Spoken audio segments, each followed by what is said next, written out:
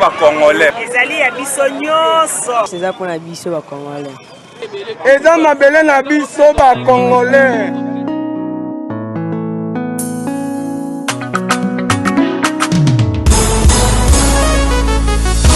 Ya biso yo yo yo. Ya biso yo yo yo. Ya biso yo yo yo. Moko yo Congo. Besi ya mwana zobeta masolo ya mboka na biso. Bato mosusu balia mbongo ya Congo. Bakabola na peplete. Ya biso yango wana kote sepela na bamine na biso. Ya biso yo yo yo. Biso bakolo mabele. Ya biso yo yo yo. Ya biso yo yo yo. Ya biso yo yo yo. Moko yo Congo. Ya biso ezalaka sokolingo bénéficie na bamineri yaka na projet na biso. Ya biso yo yo yo. Ya biso yo yo yo. Mosusu babosana na bango. Kemboka oyo ya biso. Bamineri pi ya biso. Ya bala oyo tokoka bala biso nyosolongo. Peuple congolais. Ya biso yo yo yo. Ya biso yo yo yo. C'est Judith Londolé. Si vous voulez être classe, chic, être habillé, être admiré. Parole de Mopao Mokonzi.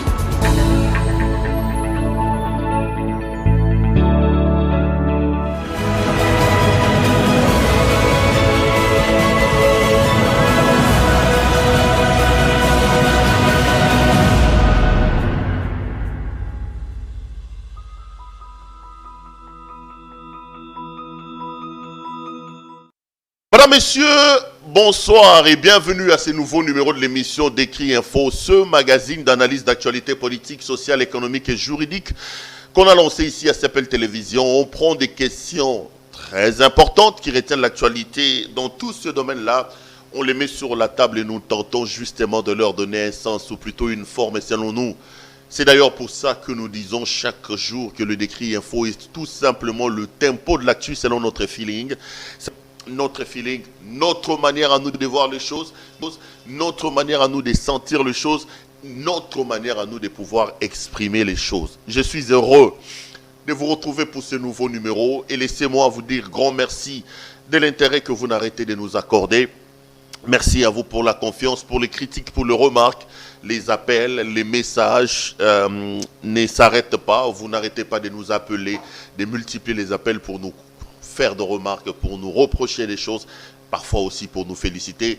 Ça nous fait énormément plaisir. Nous faisons ce travail ici, non pas pour nous-mêmes, nous le faisons pour vous. C'est parce que vous existez que nous aussi nous existons.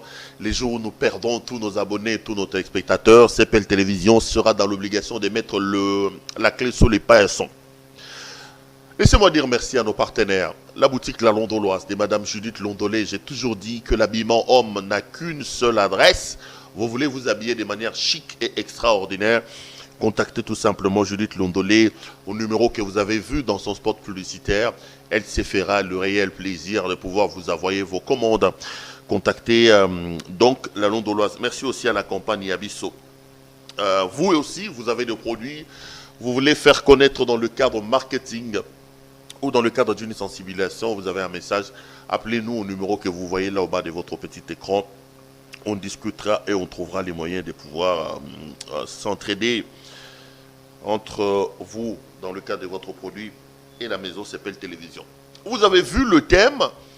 Je voudrais un peu qu'on réfléchisse aujourd'hui sur cette tohu-bohu qui existe de plus en plus dans l'entourage du président de la République. Et j'en veux pour preuve la dernière sortie sur les réseaux sociaux de M. Jean-Marc Kabound. Une sortie que moi je qualifie d'immature, qui jette tout simplement de l'huile sur le feu et met à nu le désordre et la cacophonie qui existe dans la gestion autour du président de la République. Je reviendrai sur ça, je reviendrai sur ce qui s'est dit souvent en coulisses, que moi je trouve assez anormal, non pas parce que je n'aime pas le président de la République, non, non pas parce que je vais faire un pied de nez à l'institution, non, seulement parce que nous pensons que c'est notre président à nous tous et que lorsqu'il y a des problèmes, il ne faut pas seulement que les gens soient là pour applaudir, mais il faut que les gens aussi élève la voix pour dire ici, Monsieur le Président, ce n'est pas normal. Monsieur le Président, nous pensons que ça, si elle est faite de cette manière ici, ce sera beaucoup mieux. Mais vous connaissez le principe de tous mes décrits. J'ai toujours dit, et j'avais pris l'engagement devant vous tous, de toujours commencer mes éditos par la situation sécuritaire dans notre pays, et plus précisément dans le Grand Kivu, dans le Maniema, à Ituri, partout ça tire à gauche et à droite. J'avais dit, les amis, qu'il faut qu'à un moment donné, nous puissions nous poser la question, comme le disait Kennedy, il faut à un moment donné que le Congolais nous arrêtions de nous poser la question de savoir qu'est-ce que le Congo fait pour moi. Parce qu'en réalité, quand on pose la question de ce que le pays fait pour moi, c'est tout simplement hypocrite. Parce que le pays n'est tout simplement que la conséquence de ce que ses enfants font. Si nous tous, comme Congolais, nous nous mettons ensemble, que nous travaillons pour développer notre pays, si nous mettons en place des principes et des règles respectés par nous tous, des règles qui régentent notre comportement les uns vis-à-vis des autres, si nous mettons en place des principes de gestion moderne, où la corruption est punie, où les recettes sont centralisées vers une caisse unique, où nous multiplions notre budget, où nous donnons à l'État les moyens de sa politique, à son tour, l'État sera en mesure de nous donner ce que nous attendons de lui. Moi, j'ai l'impression qu'en Afrique, la plupart des gens ne se concentrent pas aux actions pouvant aider l'État à émerger, mais ils attendent en retour de cet État-là des choses. L'État ne pourra pas résoudre nos problèmes si nous, au départ, nous ne mettons pas l'État dans les conditions de résoudre nos problèmes. C'est comme ça que j'ai dit à un moment donné, il faut que nous nous puissions poser la question de savoir ce que nous faisons pour l'État. Et moi, j'avais dit que moi, je suis journaliste. Mon travail, c'est de parler devant une caméra qui est juste devant moi, de poser ma voix devant ces micros. Et dans le cadre de ce travail-là, je me suis dit, j'apporte ma contribution pour alerter l'opinion nationale et internationale sur la situation désastreuse, la situation sécuritaire assez catastrophique, notamment dans la partie est de mon pays. Parce que je commençais à avoir envie de vomir à cause du silence dans lequel les massacres sont perpétrés dans mon pays. À cause du silence dans lequel les familles entières sont massacrées dans le pays. Vous avez des soi-disant ADF, vous avez des soi-disant FDLR, vous avez des milices, des forces négatives qui rentrent dans un village, qui tuent, qui pillent, qui violent, sans que cela puisse émouvoir la communauté. Je suis assez, comment dire, mal à l'aise de voir qu'on tue dans mon pays, on viole dans mon pays, mais en toute impunité et en tout silence. Pas plus tard qu'il y a quelques jours, je l'ai dit encore hier, un seul ambassadeur, un individu qui a les sangs rouges coulant dans ses veines comme la plupart des Congolais tués dans cette partie. L'ambassadeur d'Italie a été assassiné dans les mêmes conditions que la plupart de nos compatriotes qui sont assassinés tous les jours là-bas. Vous avez vu le monde entier. J'ai vu les médias internationaux arrêter leur programme, faire des bandes défilantes pour revenir sur cette situation-là. J'étais malheureux, je me disais, mon Dieu, qu'est-ce qui se passe? Ça veut dire quoi? Que les Congolais qui tombent tous les jours dans ces mêmes conditions ne sont pas humains que cet homme. Tout en exprimant ma compassion à la famille de l'ambassadeur, en condamnant cet acte odieux, criminel. J'étais malheureux d'être Congolais. J'ai vu tous les ministères ici, la présidence de la République, le ministère de l'Intérieur, le ministère des Affaires étrangères, rédiger des communiqués de condoléances. La République s'est arrêtée de fonctionner parce qu'un seul ambassadeur avait été tué. Mais la veille, une dizaine de personnes congolaises ont été assassinées dans les mêmes conditions. Ici, dans les bureaux de nos autorités, même pas un mot. Même pas un mot. Les gens étaient là en train de courir, en train de parler de l'union sacrée. Je me suis dit, mon Dieu, qu'est-ce qui se passe? Qu'est-ce qui se passe? Quand les humains arrêtent d'être choqués, arrête de s'émouvoir devant les assassinats. Je me dis, mais il y a un problème qui c'est. Il y a un problème, on a un problème, nous, Congolais. Je refuse qu'on tue chez nous en silence. Je refuse qu'on massacre chez moi en silence. Je refuse qu'on viole chez moi en silence.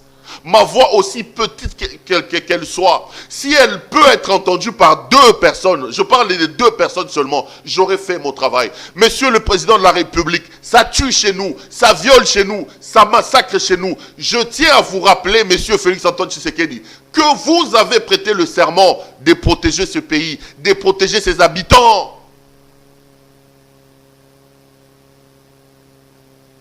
Vous avez pris l'engagement devant la nation de nous protéger.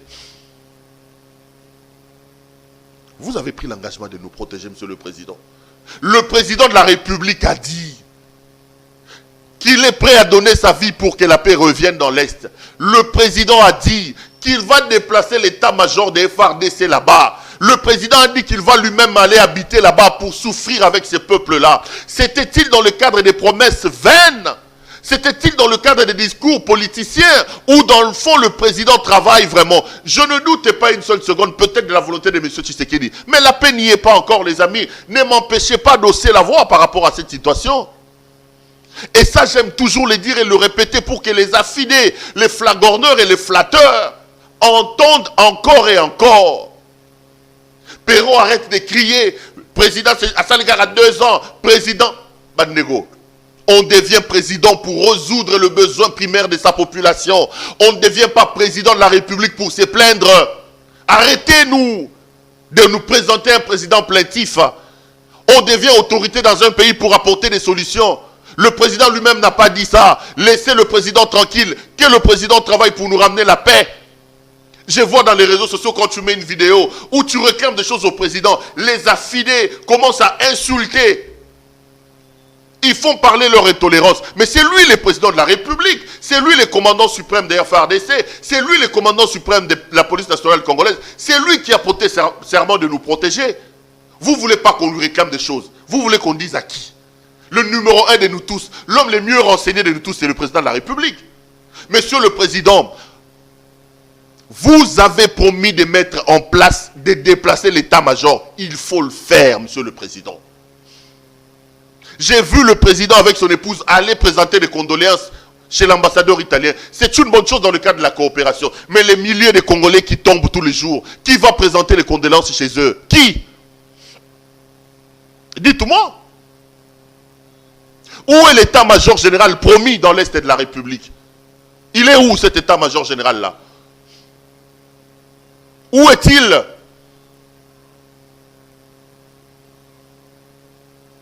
On va encore nous dire que c'est Kabila qui bloque. Dieu merci, Kabila n'est plus là. Kabila n'est plus là. J'avais dit, les amis, soutenons le président de la République, Félix-Antoine Tshisekedi, à se débarrasser de Kabila pour enlever l'argument du bouc émissaire. Donnez-nous l'eau, Kabila bloque. Donnez l'électricité, Kabila bloque. Donnez la paix, Kabila bloque. C'est là, il y a le boulot. Maintenant, vous avez la primature. Maintenant, vous avez le Sénat. Maintenant, vous avez l'Assemblée nationale. Regardons-nous en face. Monsieur Jean-Marc Kabound, Monsieur Augustin Kabouya, nous attendons l'amélioration de nos conditions. Je sais que l'argument va dire, maintenant, vous savez, on a trouvé le pays. Ce n'est pas notre problème. On ne devient pas autorité pour se plaindre. On ne devient pas autorité pour donner des explications. Donnez-nous des solutions à nos problèmes. Et ne nous empêchez pas de vous réclamer ces choses-là. Togoloba yango atabo fingi atabo matibo kiti togoloba. Kabila yo anazo tambola na soki na Dubai soki wapi. Azali soute. Bois une explication au PSAT. Le temps de la grâce est passé. Le temps de la grâce est passé. On va dire le peuple d'abord, le peuple d'abord. Donnez-nous les contenus. Le peuple d'abord. En termes d'échéance, il va aller où? Ça va se passer comment? Le peuple d'abord, le peuple d'abord. Kabila n'est plus là.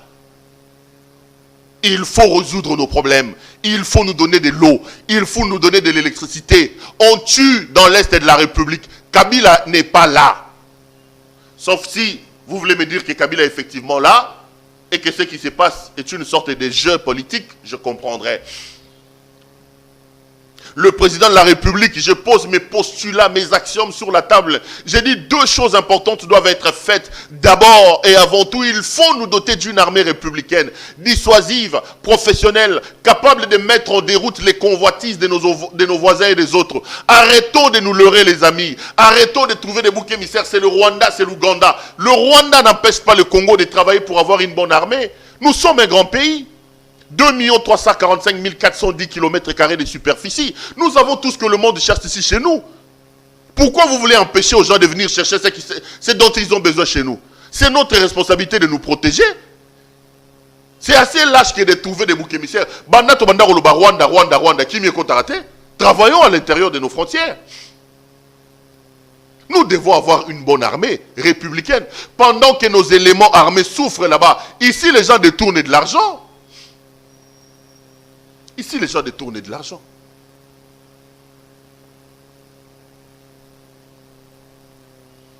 Après, Barolobo, non. Mais tu dois comprendre, Asalanini. Il a ça fait des... Bon, oui, ça il est président de la République. Dans le cas ce sera Nina Okendoloba. Si c'est lui qui est le président de la République, Mami Kumba Nabiso. Deuxième chose, j'ai dit, il faut travailler pour traquer les responsables de cette situation, les tireurs de ficelles. Une fois que les gens seront insécurisés pour les actes criminels posés dans l'Est de la République, ils arrêteront de les faire. Mais ils ont amnistie, à côté armé, ils roulent aussi avec Gironphare ici, Monsieur le Président, c'est ce que j'avais à dire aujourd'hui par rapport à la situation de l'Est de la République. Et puis, Tozo Zela beaucoup na Union Sacrée. L'Union Sacrée, Bandeko, je l'ai dit hier et je le répète.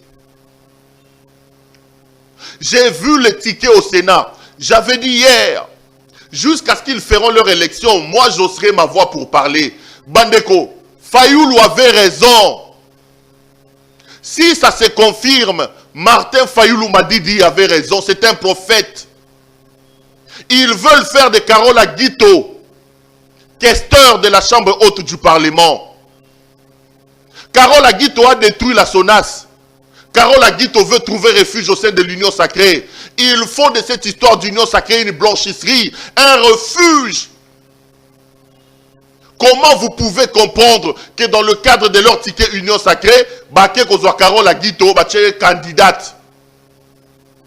Moi, j'ai soutenu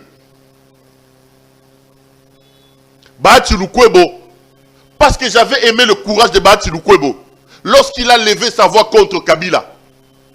Kabila présente Tambwe Mwamba. Un poids mouche en politique parce qu'il n'a pas de parti politique, il n'a pas de regroupement politique. Kabila veut le récompenser pour les sales coups. Bahati dit niet. Contre toute attente, il va en compétition contre Tambwe Mwamba. Il met en mal la candidature de Tambwe Mwamba. Ça, je salue. Mais si c'est Bahati Lukwebo dans le cadre de ces informations qui amène la candidature de Carola Guito, il n'a pas mon soutien. Carola Guito était DG de la SONAS, on sait là où elle a amené la SONAS.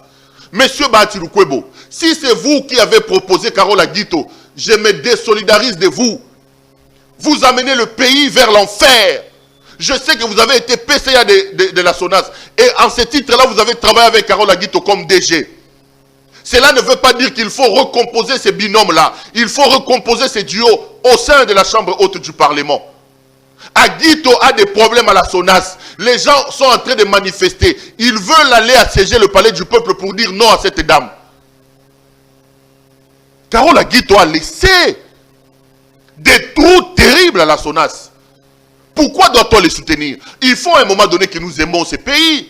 Mesdames et messieurs les sénateurs, vous avez été élus par voie de corruption. On sait que votre élection est issue des voies assez tortueuses, mais vous avez l'occasion de vous racheter. Vous avez l'occasion de sauver l'honneur. Ne votez pas Carola Guito.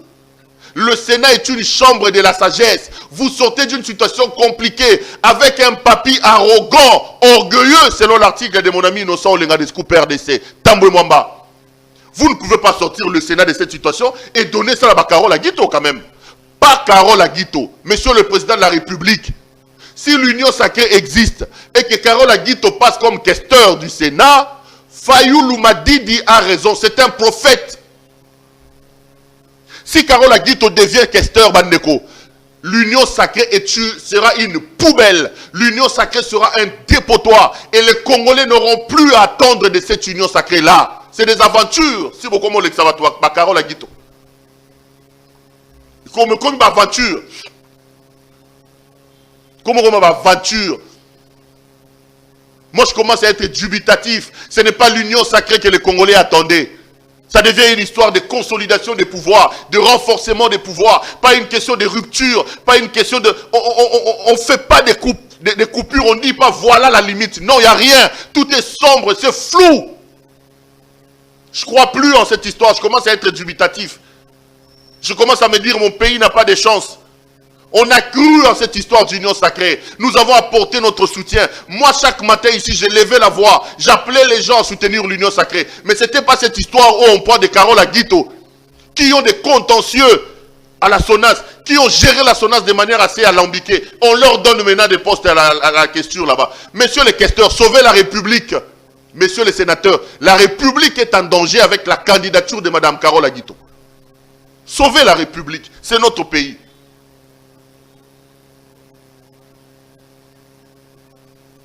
Sinon, Fayoulou, vraiment, comme un prophète Kimbangu, quoi. Comparé à Denis, les cités, on va appeler ça la prophétie, Jésus, Abloka le Kuta. Alors, Kimbangu, prophète à solo. So, Carole Aguito a commis, questeur et à Sénat, Martin Fayoulou, comme on a commis, Martin Fayoulou Kimbangu. Assou Fayoulou m'a dit, Martin Fayoulou Kimbangu, vrai prophète. Il nous avait prévenu que cette histoire est une deuxième grossesse. Il nous avait prévenu que Bato Bazo s'entendre et les éléments, notamment aussi Carole Aguito passe comme questeur, ça va conforter la position de Martin Fayoulou. Je suis venu vous dire un peu le tohubohu qui existe autour de ce qui se passe aujourd'hui. Monsieur le Président de la République, nous étions ici avec Kabila, fuyant ses propres responsabilités. Kabila nous a dit qu'il n'a pas 15 collaborateurs autour de lui. Aujourd'hui, quand vous parlez avec les proches de Kabila, on vous dit non, ce n'est pas Kabila, c'est son entourage. Je refuse cette manière de se disculper, de s'exonérer de ses responsabilités en rejetant les responsabilités sur les collaborateurs, sur l'entourage. On n'impose pas à un chef ses collaborateurs. On n'impose pas à un président de la République ses collaborateurs. Et j'ai toujours dit que la première qualité d'un chef, c'est de savoir entourer. Arrêtez de nous dire cet entourage. Si l'entourage de M. Kabila fait des problèmes, c'est Kabila d'abord, c'est Kabila. Si l'entourage de M. Félix Tshisekedi crée des problèmes, c'est M. Tshisekedi. Il faut assumer. Et ce que nous voyons maintenant dans l'entourage du président, l'entourage immédiat, ça commence à nous laisser pantois et sans voix. Vous avez lu les tweets de M. Jean-Marc Kabound. Je vais vous les lire. Avant d'arriver à ces suites-là, permettez-moi de demander à mon réalisateur. François Beya, conseiller spécial en matière de sécurité du président, se retrouve au Rwanda. Il fait une déclaration. La déclaration circule sur les réseaux sociaux ici. Immédiatement après, une réaction assez rocambolesque intervient, celui de Jean-Marc Kabound. Suivez d'abord. C'est juste 28 secondes. François Beya. Je vais vous lire le tweet de M. Jean-Marc Kabound et je donnerai mon point de vue. On suit François Beya au Rwanda.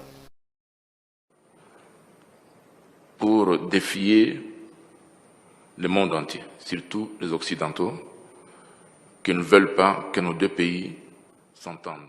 We came here to challenge the whole world, especially the Western world, who don't want us to speak and work together. We are here to tell them that we are one and that we never want conflicts among us. I'd like to thank His Excellency President Paul Kagame for welcoming us, but especially for this idea of uniting the security institutions between two countries and strengthening our cooperation. This reinforces the important relationship that will make no one think of harming each other, because we are well aware that we share a lot in common. Un lien très important qui fera que personne ne pourra penser à faire du mal à un autre tant que nous savons que nous mangeons de la même assiette. Rwanda's Chief of Defense Staff, CDS, General. Vous venez donc de suivre M. François Beya, le conseiller spécial du président en matière de sécurité. En fait, il intervient dans un atelier, je ne sais pas moi, au Rwanda. Et dans cette petite déclaration de 28 secondes, il dit que nous devons travailler ensemble pour assurer notre développement et notre sécurité. Je suis en train d'extrapoler, hein, je ne fais pas un discours direct. Et il dit qu'il faut qu'on fasse mentir notamment les Occidentaux, que nos pays peuvent travailler ensemble. Les petits extraits passent dans les réseaux sociaux. Jean-Marc Kabound va tweeter. Je vais vous lire le tweet de M. Kabound. L'UDPS considère les propos des conseillers spéciaux Beya au Rwanda des graves et les rejette avec force. Ces propos qui exposent le pays ne reflètent pas la vision du chef de l'État qui prône le multilatéralisme comme mode de règlement des conflits mondiaux et demande à ces derniers de s'assumer. Ça, c'est le tonitruant Jean-Marc Kabound qui tweet. Premier élément. Analysons les propos de M. François Beya. Moi, je peux ne pas être pour M. François Beya. Dans un contexte où les relations entre le Congo et le Rwanda sont toujours en dents de scie, lorsque nos autorités se déplacent vers le Rwanda, ils doivent faire très attention en matière communicationnelle. Le Rwanda a un passé assez tumultueux avec le Congo. Il faut d'abord aider les Congolais à soigner les blessures reçues de la part de nos voisins rwandais. Parce que dans l'opinion publique congolaise, lorsqu'on devient autorité, les amis, c'est ça le problème. Il faut avoir la capacité de sonder l'opinion publique interne et de les gérer. C'est extrêmement important. Tout le monde sait qu'au niveau de l'opinion, le Rwanda ne passe pas bien. Et lorsqu'un officiel congolais va au Rwanda, fait des déclarations tapageuses du genre, on va le faire loin de la communauté internationale, moi j'étais un peu mal à l'aise par rapport à ce que M. Beya disait. Premier élément. D'abord par rapport à nous-mêmes Congolais. Et il faut savoir aussi qu'il y a un discours politique qui passe ici au sein de l'opinion où on fait passer M. Félix Tshisekedi comme étant une marionnette de Kagame. On dit que Tshisekedi et Kabila ont pour parrain M. Paul Kagame. Lorsqu'on est officiel et qu'on travaille avec M. Félix Tshisekedi, on fait un déplacement officiel au Rwanda, on doit avoir une cartographie de l'opinion publique sur ce qui se raconte.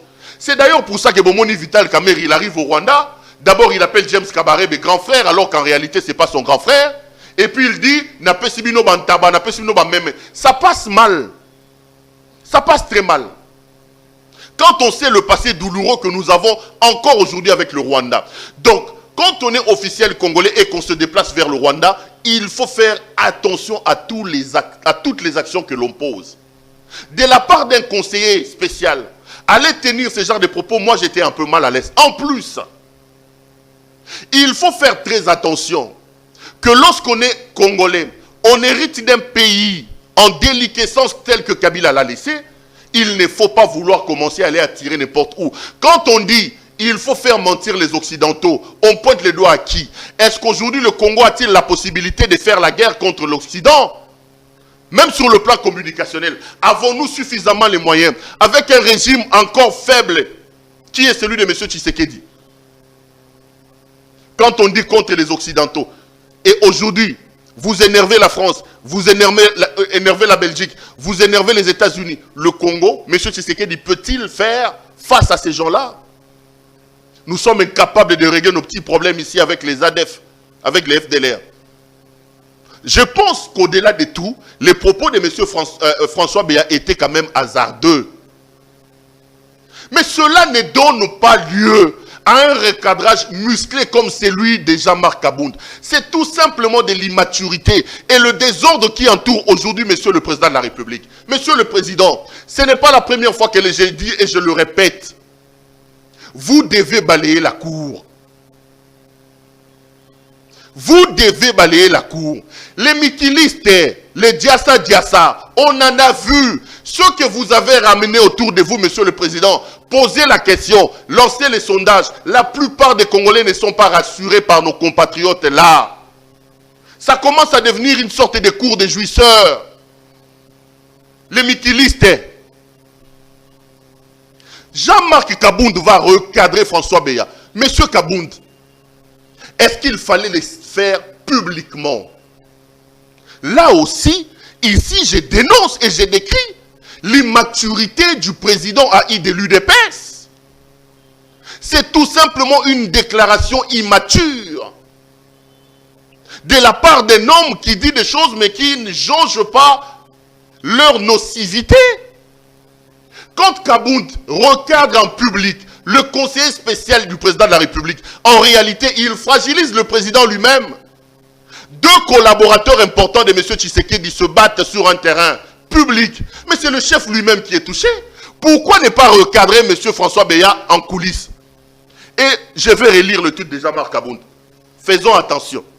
Kabound dit, l'UDPS considère le propos des graves et les rejette en force. Ces propos qui exposent les pays ne reflètent pas la vision du chef de l'État qui prend le multilatéralisme et règlement. Kabound parle en tant que qui? Le président a-t-il donné mandat à Kabound de recadrer François Beya?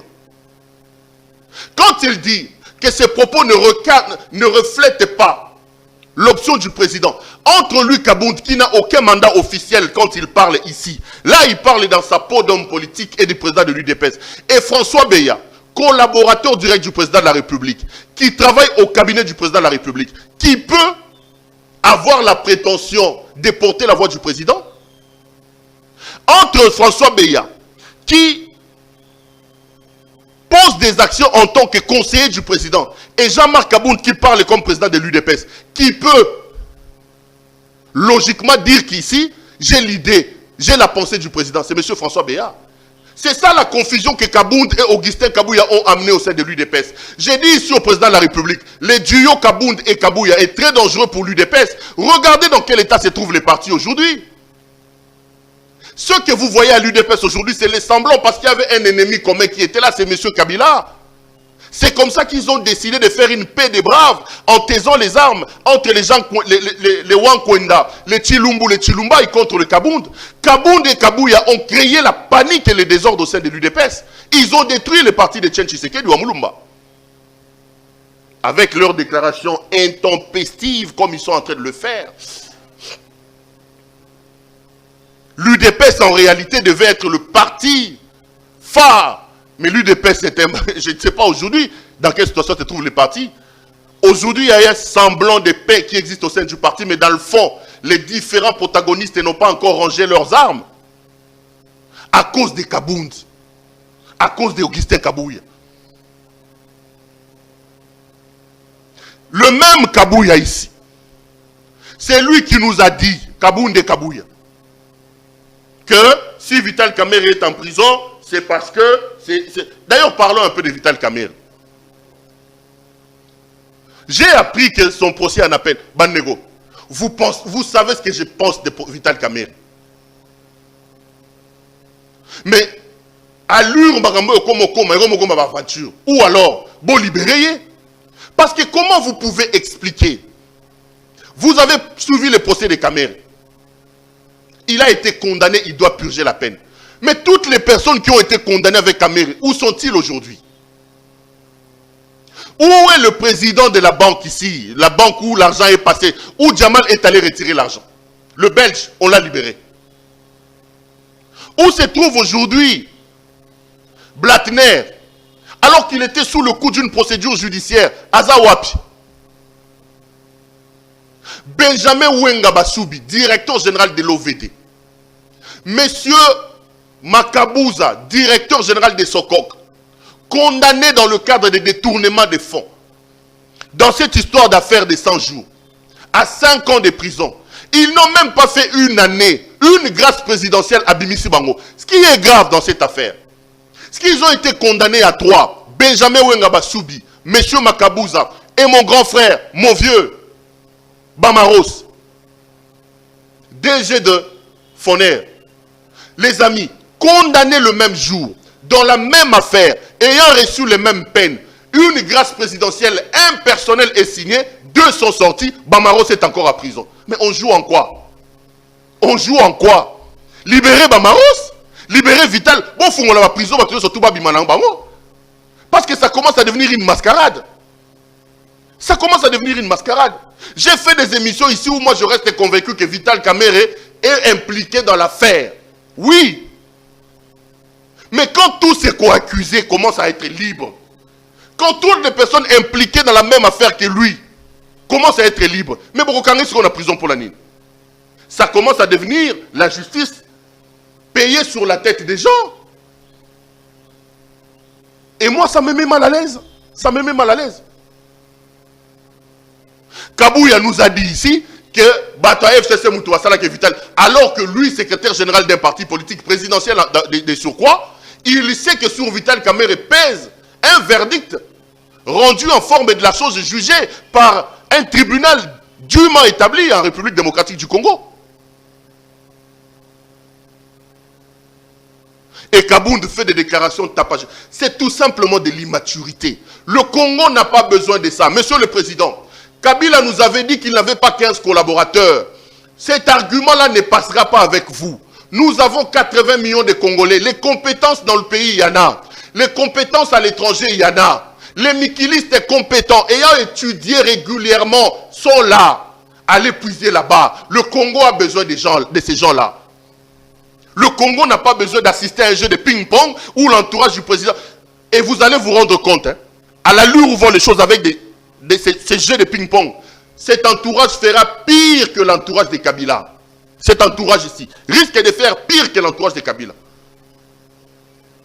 Est-ce que Kabound devrait-il recadrer M. François Mwamba en public? Devrait-il le faire? En le faisant, il fragilise qui? Il fragilise le président lui-même. Il fragilise le président lui-même. Et c'est ça, l'UDPS. C'est ça. C'est ça l'UDPS. C'est ça l'UDPS. J'ai suivi un documentaire, on me signale à l'oreille que n'a débordé, je vais terminer par là. Quand vous suivez les documentaires de Kabila, il y a une déclaration assez révélatrice de Yoweri Kaguta Museveni, président de l'Ouganda, dans ces documentaires qui me laissent à chaque fois un peu... qui me pousse à me poser des questions. Yoweri Kaguta dit, lorsqu'ils sont arrivés au Congo le jour de la prestation des serments, ils rentrent au stade des martyrs, il y avait un monde fou, tout le monde applaudissait Kabila. Il dit, j'ai vu Kabila en joie. Quand on s'est assis, je lui ai dit, Monsieur le Président, faites attention, les mêmes qui sont en train de vous applaudir aujourd'hui, ce sont les mêmes qui vous jetteront des pierres demain. Monsieur Tshisekedi, ceux qui vous applaudissent aujourd'hui, Fati Béton, sont les mêmes qui vous jetteront les pierres demain. Si vous ne faites pas des choses de manière à nous offrir un mieux-être, si vous ne faites pas des choses qui peuvent vous aider à entrer dans l'histoire par la grande porte, les mêmes qui vous chantent Fati Béton, demain, ils vous jetteront des pierres. Regardez ce qui arrive à Kabila, à Ken Dubaï, à Ken Anani. Tous ceux qui étaient derrière lui, qui ont construit des immeubles ici, qui ont donné des maisons à leurs femmes, à leurs copines, ils sont restés ici à Kinshasa. Kabila est en train de faire le tour du monde seul. On apprend l'histoire pour être renseigné, pour apprendre du passé, afin d'améliorer le présent et de préparer l'avenir. En Chiluba, on dit, Bafwa Fwa Bambila. Ça veut dire, un homme averti en vaut deux. L'émission est terminée, les amis. Merci de nous avoir suivis. À demain.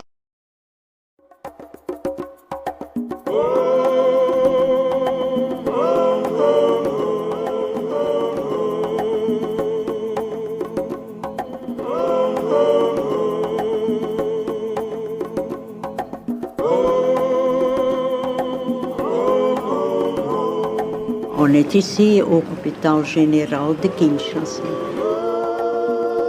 Je suis arrivée en mars 1952. J'ai demandé à nos supérieurs et à la congrégation de m'occuper en priorité pour les indigents.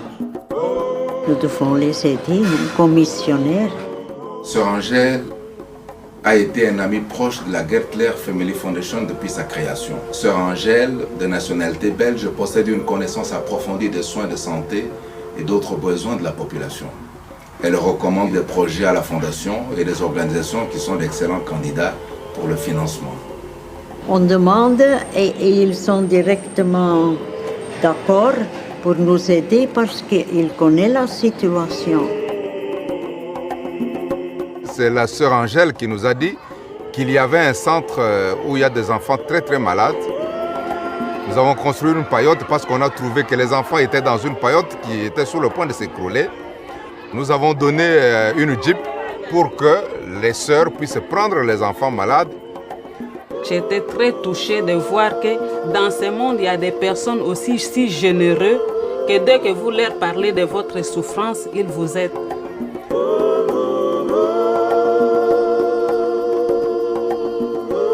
Les sœurs de Maman Yemo qui m'envoient toujours, ils me disent « Je vous envoyer quelqu'un, Père, parce que je veux que vous souffrez beaucoup. » Quand ils ont entendu ça, ils ont pris contact avec Père Hugo. Avec ça, vraiment, c'est un soulagement pour nous tous et un bien pour les enfants. On ne peut rien faire quand on n'a pas de dons d'ailleurs. La sœur Angèle s'est dévouée, elle s'est donnée vraiment corps et âme pour ce service.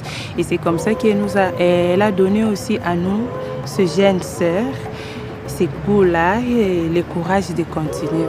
C'est une maman pour moi. C'est une maman. Elle me produit beaucoup de conseils. Donc, et ces conseils, ça m'aide à grandir dans ma vie. Oui, je voudrais faire la même chose. Si je devais revivre encore la même chose, pour moi personnellement, oui. Je suis très contente de ma vie et de ma vie missionnaire et de ma vie comme infirmière ici. Ça, c'est votre vie. Ça, c'est notre vie, oui. C'est une belle vie, comme missionnaire.